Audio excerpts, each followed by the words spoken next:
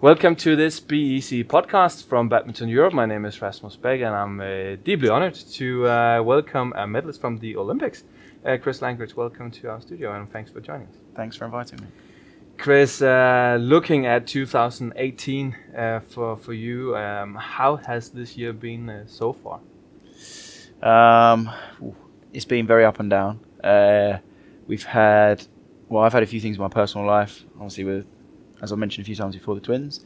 Just still getting to grips being a dad, and sometimes it can be quite difficult just with them not maybe wanting to sleep or them being young and not really understanding what's going on. We've had some good results. I think Commonwealths we played quite well.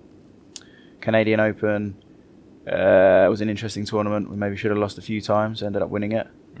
Even All England we played quite well, but then we've had quite a few tournaments where we've both underperformed. There's been a lot going on back in our country, linking with how to put it, kind of the infrastructure, still linking with the funding, and trying to figure out a solution how badminton in England is going to continue. And it has been quite tough, and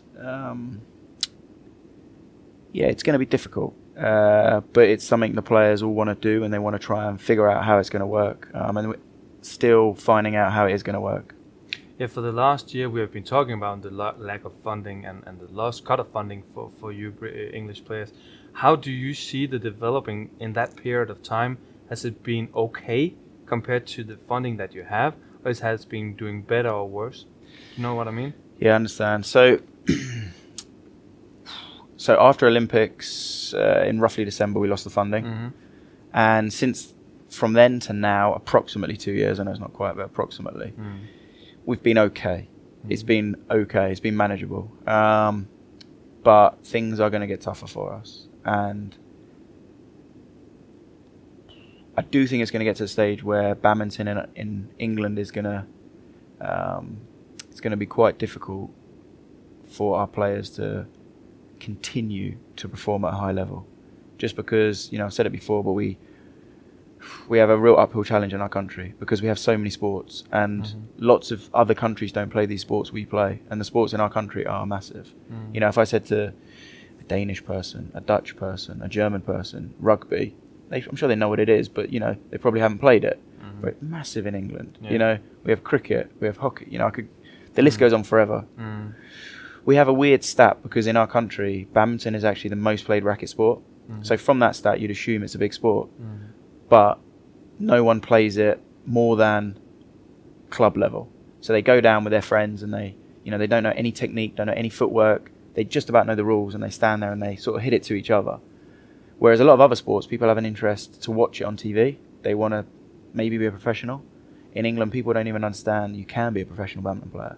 So we have that real issue of trying to overcome these obstacles in our country. And it's kind of come to a climax where it's very difficult for us to get any support from anywhere. Sponsorship, from the government, from councils, from anything. No one really wants to help. So it's very hard for our Badminton England, our association, to keep helping us to play the tournaments, to have enough shuttles for training, to have coaches, you know. And it is becoming tougher and tougher. And 2 years from now, what's it going to be like? I don't know. I think it's... Who's going to be the big loser? Is that the current players? Is that the junior players we saw at the European Juniors, which actually were doing quite well? Or is it even the younger ones?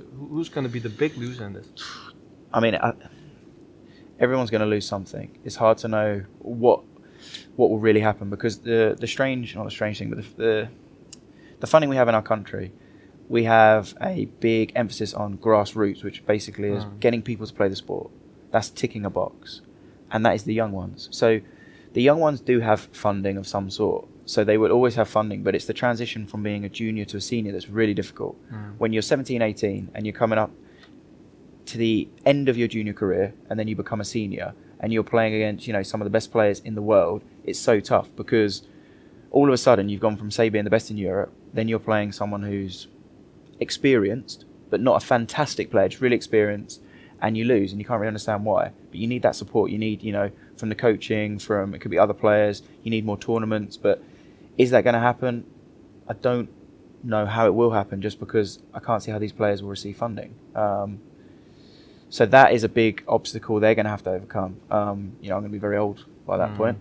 But I think even for us now, it's becoming more and more difficult, and it is having an effect, which no one obviously wants to see. And I'm sure there are loads of other players around the world that have lots of issues regarding finances, where they want to play tournaments, they can't play them, they just don't have the money. And I think now it's becoming more and more evident, even for the better players in our country who are struggling to play tournaments. And are you struggling to play tournaments? I'll put it on. Yeah. Do you travel to the tournaments that you really want to play? Yes and no. I would choose probably a slightly different tournament structure. I wouldn't stay in some of the things, I can't call them hotels. Some of the places I've stayed, I wouldn't want to stay in them. If we had a better budget, I probably wouldn't take some of the transport methods I've taken. Because a lot of the time at a tournament, we don't stay in an official hotel anymore, just because it's too expensive, which is fine. But sometimes you get it wrong, and you book a hotel that is cheap. It looks all right, but you get there and it's not what you expect. It's not nice. No, we've had a few incidences where some of the other players have done Airbnb, and it seemed good. They got there and it wasn't good. And that goes for all of you English players. This situation. Most of us. Most of us. It's just becoming harder. We just don't have the support from the government. Badminton England are trying to do everything they can do. They're trying to figure out a pathway, direction where they can try and get a little bit more money. But it's very hard for us as individuals in our country to get sponsorship, because we have famous athletes in our country, a lot of other countries haven't heard of, that get sponsorship deals. And then you move down. Chris and Gabby, some of the best players in the world, fantastic players. Some of the stuff they've achieved is brilliant. And you ask, probably in Asia, have you heard of Chris and Gabby? I'm sure a lot of Asians have. But then you ask in our country, not so many people have, and it's even difficult for those two who are, they're a great package, married couple, top 10 in the world for a long, long time. And it's difficult for them to get kind of a shirt sponsor. It's just the way it is in our country. It's not easy for badminton players in England or Britain. Let's try to turn it to something more positive, maybe, Chris, because of course it's a big topic for you guys. But when you then go, for instance, to the Commonwealth Games, where you and Marcus Ellis actually were performing well, you did it and you won the gold. How does that affect the funding part when you can actually go and show, I won the Commonwealth, which is quite big in England, I suppose? Yeah, it's a funny old one, because the Commonwealth is quite big in England, as you say. It's a bit of a show-off, because it's essentially our old empire, and we compete amongst each other to just kind of show who's the best. It's a bit of a, on one hand, it's a silly game, so on another hand, it's quite a traditional thing for the English, and it is quite big in our country. But for funding, it doesn't actually mean much, because they essentially expect us to win. So if you win, they say, well done, same again in 4 years' time. But you don't really get anything off the back of it. So it's fantastic. It was great. It was a great event in Australia and so on, and it was enjoyable. Everyone worked really well as a team, and it was a very professional event. And we did perform to a high level. But then you kind of get home, and 2 days later, it's kind of forgotten, and it's kind of straight back into kind of how it was before again. So it's more one for the history book than for the bank account. Definitely. Yeah. You took a medal, as I also presented in my introduction, at the Olympics. We are now entering, or soon we will be entering, Olympic qualification. Rumor had it around the All England in 2018 that you and Marcus should play with other partners. What's the status on that one, Chris? I think it was just everyone was thinking what could be the best thing for me and Marcus and the younger ones and everyone, and kind of the association and all sorts. And there were a few different ideas that were thrown together and trying to figure out what was best. And then after kind of a lot of discussions and so on, it turned out to be the best idea was for me and Marcus to continue playing together for ourselves and kind of for the association. So that's what's going to happen. We're going to carry on playing together and do our best to try and qualify for Tokyo. So you will be reaching out for another goal for the Olympics, but as you also mentioned yourself, 2018 up and down for you guys. What do you expect for this Olympic qualification period? To be honest with you, I mean, I think me and Marcus have played together now for something like 4 years. Something like, I could be wrong. We've been up and down, to be honest, the whole 4 years. We've had some terrible performances and some great performances. We're kind of that annoying pair that we don't even know how we're going to play. So it's not that uncommon for us to be up and down. It's kind of is how we are, which is annoying for us because you know, obviously we'd like to just be good. Stable. Yeah, make things a lot easier. Yeah. But you know, yeah, we just want to put in some good performances. Hope we can put together a tournament plan that's effective, that's realistic, and put in some good performances that puts us in a position where we can make Tokyo. Because you know, the Olympics for our sport is kind of the big deal. It's the be all and end all. So you know, I'd love to make another Olympics. And especially also because you also have something to defend. When I look back at the Rio Olympics, you might have been playing the best you have ever played. You and Marcus together, or am I wrong here?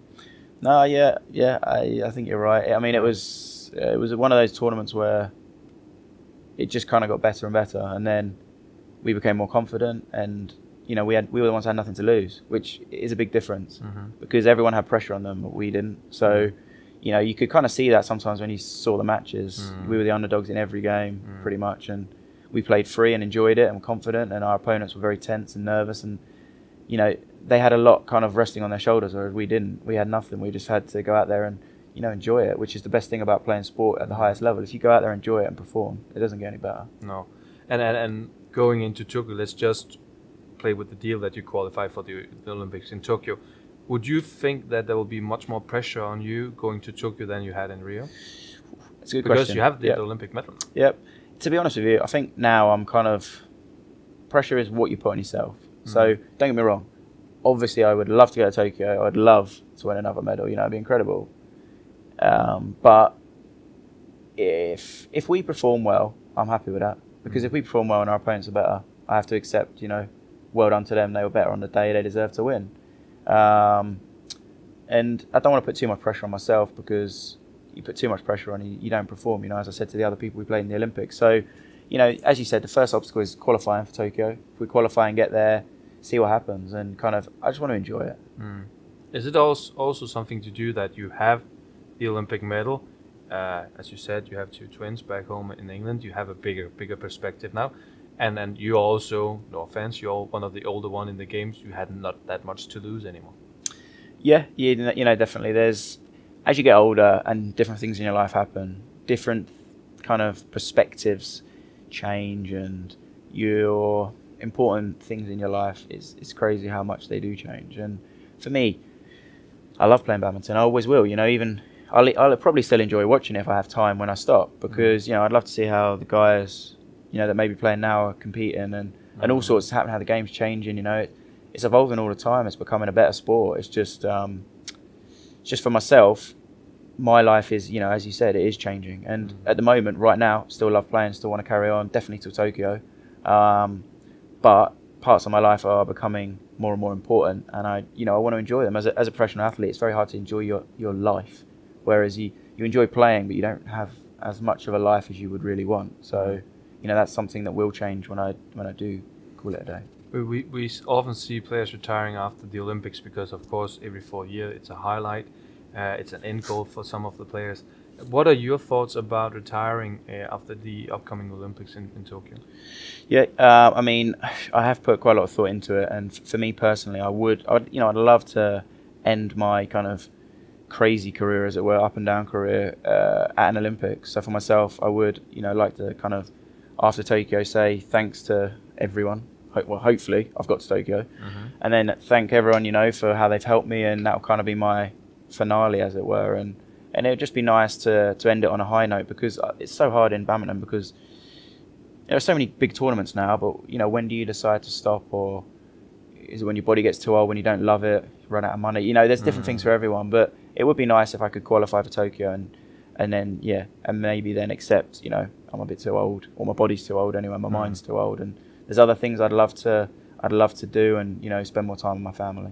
Are you thinking about a clean cut to the sport when you're done, or could we expect you to see in some kind of other role? I would love to stay in the sport, because since a kid I've done it, and I do. You know, I do love badminton. I do. Maybe not as much as some crazy fans out there, but you know, I do. I enjoy playing, I enjoy watching and stuff. And I would love to do coaching or something. I would love to stay in the sport because I've got experience, I've got knowledge, I've got understanding. So to just kind of walk away fully, I think that would actually be quite tough. So I would like to do something with the sport. I don't know what that will be yet, but definitely I would like to do something. But probably your wife will also be happy to have you home sometimes. Oh yeah, and it'll be amazing to see my girls grow up because you know, I come away for, let's say, go to Asia for 2 weeks, come home, and it's like everything's changed.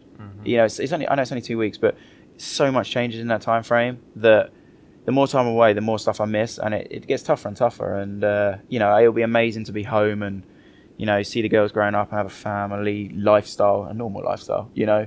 But also, if I can include badminton into that, it'll be great, kind of the perfect mix for me. Is it a future women's doubles we have? Yeah, maybe. We'll have to wait and see. Yeah. But that is ready to coach.